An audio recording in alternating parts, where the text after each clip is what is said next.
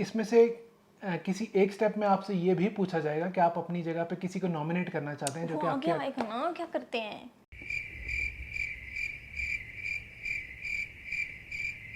अस्सलाम वालेकुम अस्सलामुअलैकुम। Everyone and welcome back to our channel.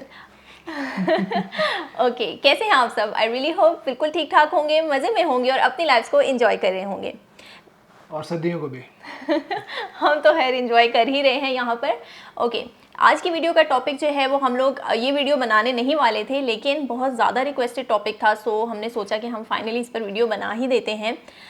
हम आपको स्टेप बाय स्टेप प्रोसेस तो नहीं बता रहे होंगे, क्योंकि आपको ये जो सारा प्रोसीजर है वो ऑनलाइन मिल जाएगा बहुत सारी वेबसाइट्स के ऊपर, लेकिन हम आपको ये ज़रूर बता देंगे कि इसके अंदर क्या क्या इन्फॉर्मेशन इंक्लूडेड है और किस किस स्टेप पे आपको क्या क्या चीज़ इंपॉर्टेंट है जिसका आपने ध्यान रखना है।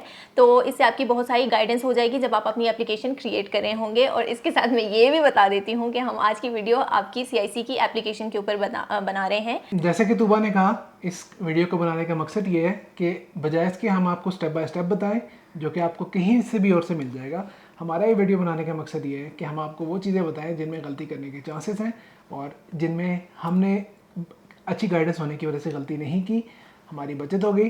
तो हम वो चाहते हैं कि वो बचत जो हमारी हुई गलतियाँ करने से वो आपकी भी हो।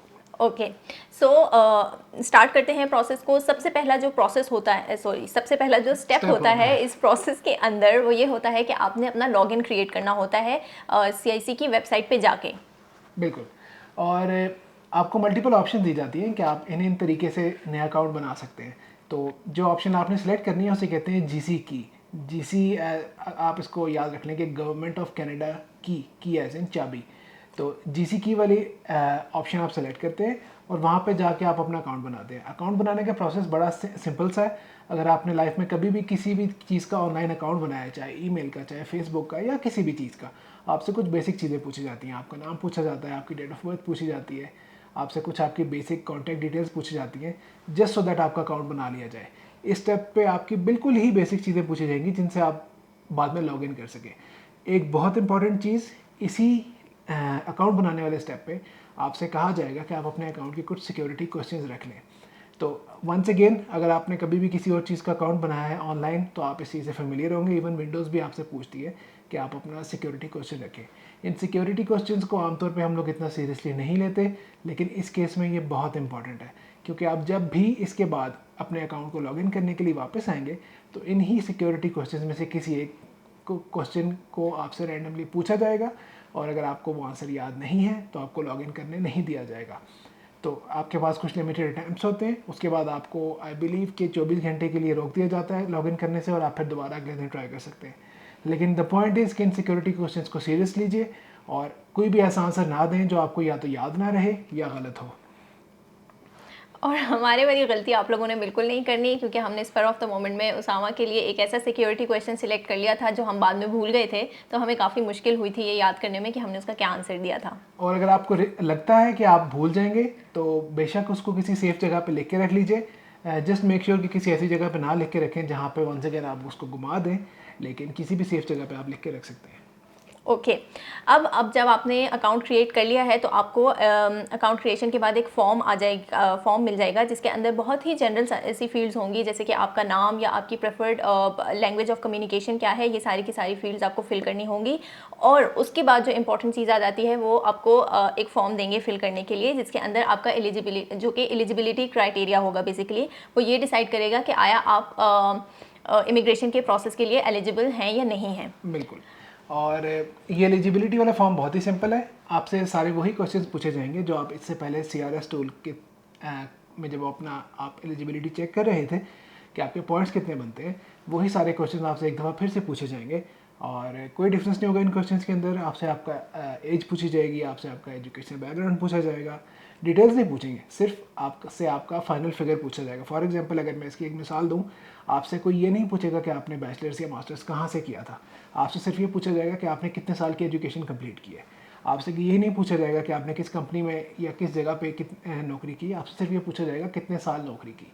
तो आपसे बड़े बेसिक से क्वेश्चन पूछेंगे और उसके बाद आपको बस एक नोटिफिकेशन आ जाएगी फ़ौरन उसी वक्त वेबसाइट पे कि आप एलिजिबल हैं और आप इस स्टेप से आगे जा सकते हैं। ओके। जो फील्ड्स इस सारे प्रोसेस में इंक्लूडेड होंगी इस फॉर्म के अंदर, वो ये हैं कि आपसे प्रोविंस को किस में आप रहना चाहते हैं, आपकी लैंग्वेज टेस्ट अगर आपने दिया है तो उसकी वैलिडिटी वगैरह देखी जाएगी कि वो वैलिड भी है कि नहीं। देन आपका Canadian work experience, foreign work experience, और जो यहाँ पर इंपॉर्टेंट एक क्वेश्चन होगा वो आपका फंड से रिलेटेड होगा कि आप कितनी मनी जो है वो साथ लेकर आना चाहते हैं। सो यहाँ पर आपने ध्यान रखना है कि हमने पहले भी अपनी वीडियो में बताया था कि आपको कितने फंड्स जो हैं वो पर फैमिली के हिसाब से लेकर आने होते हैं।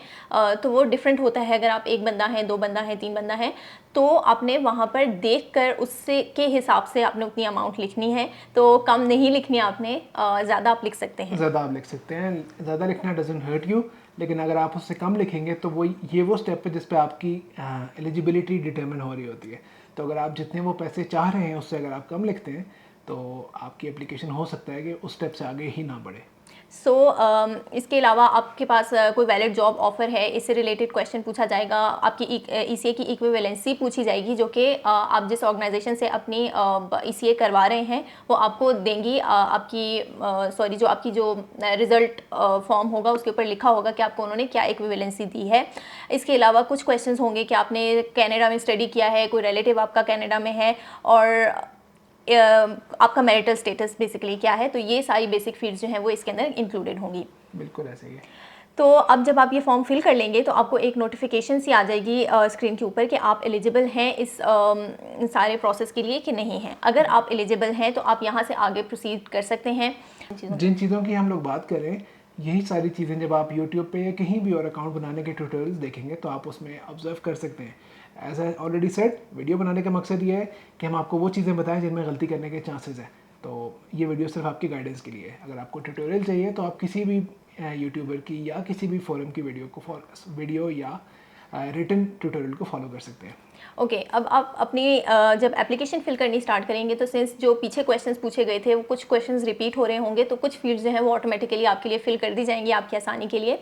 अब हम अगर एप्लीकेशन की बात करें तो इसके अंदर 6 कैटेगरीज होंगी, जिसके अंदर पहले आपकी पर्सनल इन्फॉर्मेशन, देन आपकी कॉन्टैक्ट इन्फॉर्मेशन, उसके बाद आपकी स्टडी और लैंग्वेज से रिलेटेड, देन आपकी एप्लीकेशन से रिलेटेड क्वेश्चंस पूछे जाएंगे। उसके अलावा फिर आपके रिप्रेजेंटेटिव की एक फील्ड होगी, इसके ऊपर हम बात करेंगे। और इसके अलावा जो लास्ट फील्ड है आपकी वो होगी वर्क हिस्ट्री से रिलेटेड।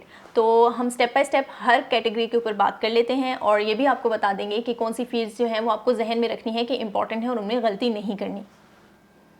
तो हम लोग स्टार्ट करते हैं सबसे पहले पर्सनल इन्फॉर्मेशन की फील्ड से। तो यहाँ पे आपसे वो इन्फॉर्मेशन पूछी जाएगी जो कि आपके आईडी कार्ड या पासपोर्ट के ऊपर होती है।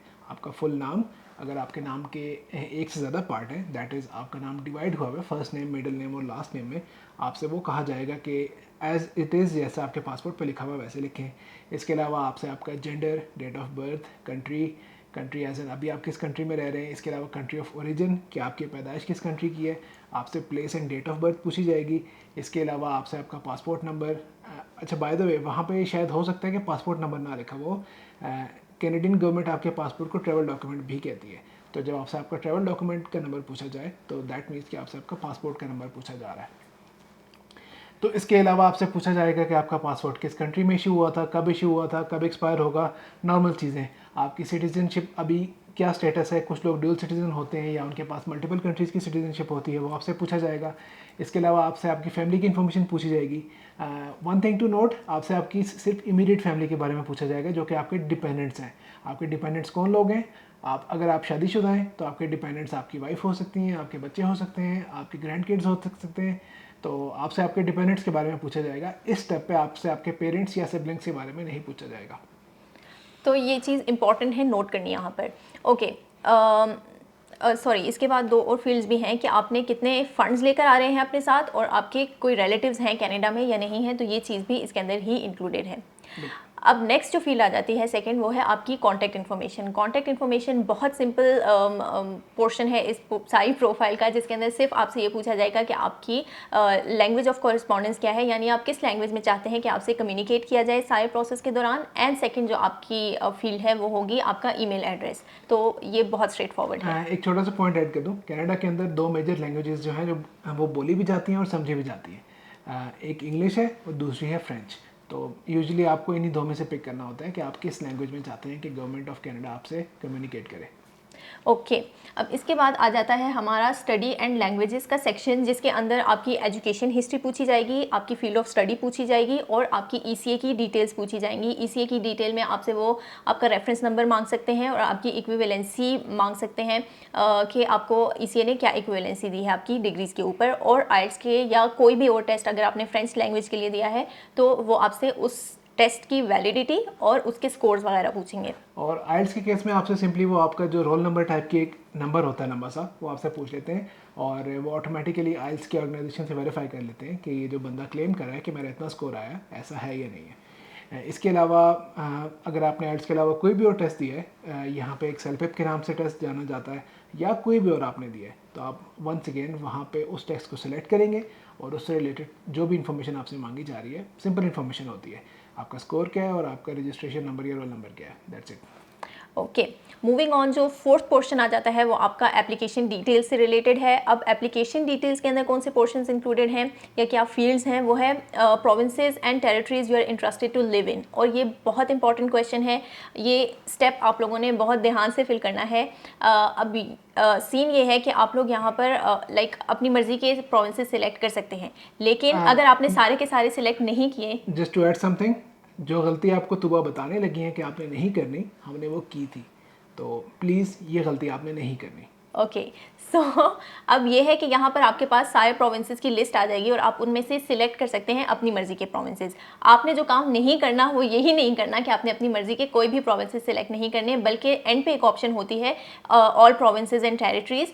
अब ये क्यों इम्पॉर्टेंट है, इसलिए कि अगर for example for some reason आपको एक्सप्रेस एंट्री का ITA नहीं मिलता, सही है, फॉर एग्जांपल किसी वजह से इस दफ़ा कट ऑफ जो है वो बहुत ऊपर चला गया है और आप क्वालिफाई नहीं कर पाए, तो अगर आप लोगों ने कोई स्पेसिफिक प्रोविंस वहाँ पर सिलेक्ट नहीं किया, फॉर एग्जांपल मैंने ब्रिटिश कोलंबिया सिलेक्ट नहीं किया था, तो आप लोगों को वहाँ के PNP के लिए वैलिडिटी जो है वो आपकी आपके पास ये ऑप्शन नहीं रह जाएगी कि आप उस टेरिटरी या प्रोविंस के PNP के लिए अप्लाई कर सकें। तो आपने अपने आप को खुद ही एक कॉर्नर में कर दिया कि इवन दो मैं फेडरल स्केल वर्कर के लिए क्वालिफाई नहीं करा, लेकिन क्योंकि आप इनिशियली मैंने बाकी प्रोविंसेस को टिक ही नहीं किया था, तो मेरे पास जो ऑप्शन होनी चाहिए थी वो भी नहीं है कि मैं PNP के लिए अप्लाई कर सकूं।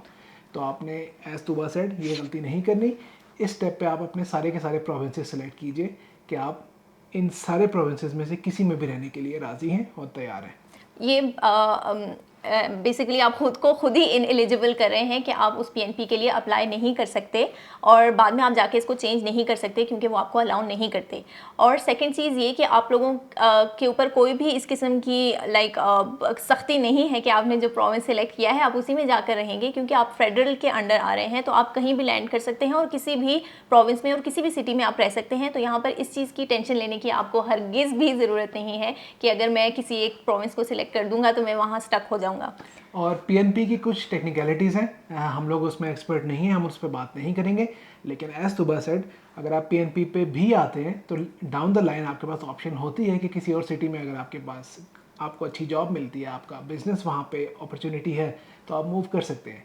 हम लोग क्योंकि PNP के एक्सपर्ट्स नहीं हैं, हम लोग इस चीज़ की डिटेल्स में नहीं जाएंगे, लेकिन जस्ट नो कि this is not the end of the world. आपसे यहाँ पे जो ऑप्शंस पूछी जा रही हैं ये आपकी बेहतरी के लिए है। गवर्नमेंट डजंट वांट कि आपको किसी एक जगह पे कैद करके रख दिया जाए। ओके मूविंग ऑन, जो एप्लीकेशन डिटेल्स की नेक्स्ट फील्ड होगी वो ये सवाल आपसे पूछा जाएगा कि आया आपके पास कोई PNP की नॉमिनेशन है या नहीं है। तो अगर आपके पास नहीं है तो आप नो करेंगे, और अगर येस है तो मे भी आगे कुछ डिटेल्स वगैरह वो आपसे पूछ सकते हैं। बिल्कुल।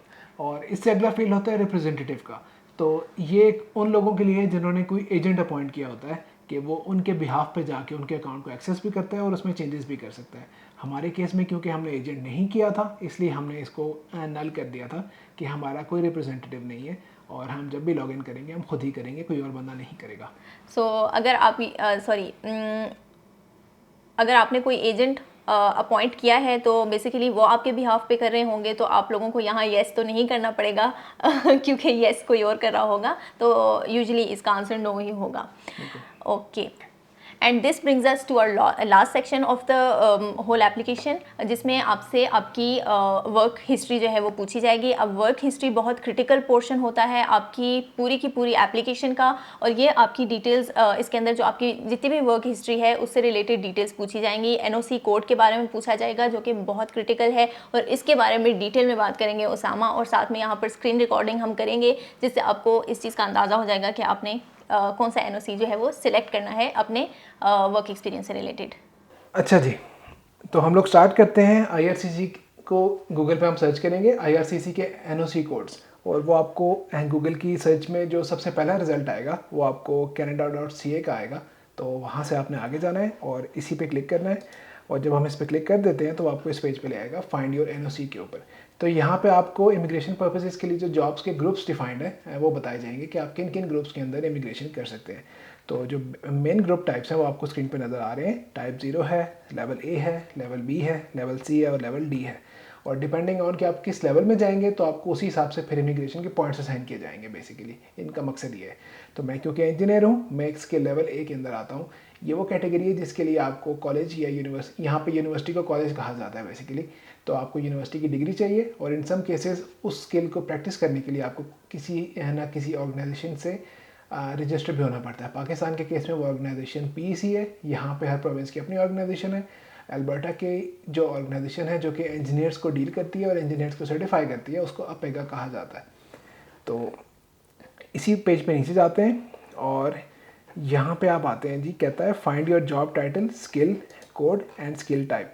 तो यहाँ पे अगर मैं अपने लिए लिखना स्टार्ट करूँ इंजीनियर, तो आपको नज़र आ रहा है कि ये इतनी सारी ऑप्शंस दे रहा है मुझे। अब मेरे केस में थोड़ा सा कॉम्प्लिकेटेड ये था क्योंकि मैं एक मैकेट्रॉनिक्स इंजीनियर हूँ। मैंने किसी हद तक मैकेनिकल भी पढ़ी हुई है और किसी हद तक मैंने इलेक्ट्रॉनिक्स भी पढ़ी हुई है।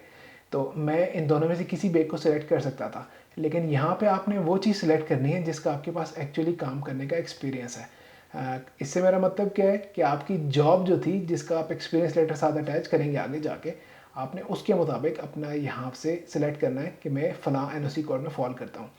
वंस अगेन जो मेरी जॉब थी फील्ड सर्विस इंजीनियर की, उसमें मैं इलेक्ट्रिकल काम भी करता था, मैं मैकेनिकल काम भी करता था, मैं इंडस्ट्रियल इलेक्ट्रॉनिक्स पे भी काम करता था, और इसके अलावा मैं ऑटोमेशन पे भी काम करता था। तो मैं इनमें से कोई भी चीज़ सेलेक्ट कर सकता था। तो how did I narrow down कि मैंने किस वाले को सिलेक्ट करना है? तो बहुत ईजी है। यहाँ से आपको नज़र आ रहा है कि एनओसी कोड मैकेनिकल इंजीनियर का 2132 है। तो इसी पेज पे आपको नीचे एक ऑप्शन नज़र आती है, if you couldn't find your NOC in the above table go to the search page. अगर मैं इस सर्च पेज पे क्लिक करता हूँ तो वो मुझे यहाँ पे ले आता है। तो मैं पिछली पेज पे वापस आऊँगा ताकि मैं अपना एनओसी कोड यहाँ से कॉपी कर सकूँ। तो मैं एक दफ़ा फिर से यहाँ पे इंजीनियर लिखूँगा, और ये वाला लिंक मैंने ऑलरेडी दूसरे टैब में खोला हुआ है। तो मैकेनिकल इंजीनियर के लिए जो एनओसी कोड है वो 2132 है। तो मैं उस पेज पे जाऊँगा और 2132 लिख के एंट्री करूँगा। तो वो मुझे मैकेनिकल इंजीनियर की ड्यूटीज़ वगैरह बता देगा कि आपकी जॉब की रिस्पॉन्सिबिलिटीज़ में क्या क्या चीज़ें हों, तो आप अपने आप को एक मैकेनिकल इंजीनियर के तौर पे इमिग्रेशन के लिए अप्लाई कर सकते हैं। तो यहाँ पे आपको सारी चीज़ें नज़र आ जाएंगी मैकेनिकल इंजीनियर के लिए। जैसा कि मैंने आपको बताया कि उस वक्त मुझे ये भी नज़र आ रहा था कि मेरी जॉब की कुछ रिस्पॉन्सिबिलिटीज़ इस कैटेगरी में भी आती हैं 2141 में। तो once again it was very easy. मैं यहाँ पे 2141 डालूंगा, उसने मुझे ऑटोमेटिकली बता दिया कि ये इंडस्ट्रियल एंड मैन्युफैक्चरिंग इंजीनियर्स हैं। तो ये आप सर्च करें, यहाँ पे आपको वो इनकी जॉब रिस्पॉन्सिबिलिटी सारी की सारी बता देगा। तो वो आपको यहाँ पे इवन ये भी बता देगा कि अगर आप इस कैटेगरी में आते हैं तो आपकी जॉब का टाइटल क्या क्या हो सकता है। तो ये सारे आपके जॉब के टाइटल्स हो सकते हैं अगर आप इस कैटेगरी में आते हैं। जैसा कि मैंने आपको बताया, मैं यहाँ पे एज अ मैकेनिकल इंजीनियर यहाँ पे आया हूँ क्योंकि जब मैंने अपनी लास्ट जॉब से जो कि एक मल्टीनेशनल कंपनी में थी जहाँ पे मैं सर्विस इंजीनियर के तौर पे काम कर रहा था, मैंने अपनी एचआर से अपनी जॉब रिस्पॉन्सिबिलिटीज़ की एक शीट निकलवाई जो कि जिसको कहा जाता है जेडी, जॉब डिस्क्रिप्शन। और जब मैंने उसको मैच किया इंडस्ट्रियल इंजीनियर और इसके अलावा मैकेनिकल इंजीनियर और इलेक्ट्रिकल इंजीनियर, तो वो जो सबसे क्लोजली मैच कर रहा था वो मैकेनिकल के साथ मैच कर रहा था।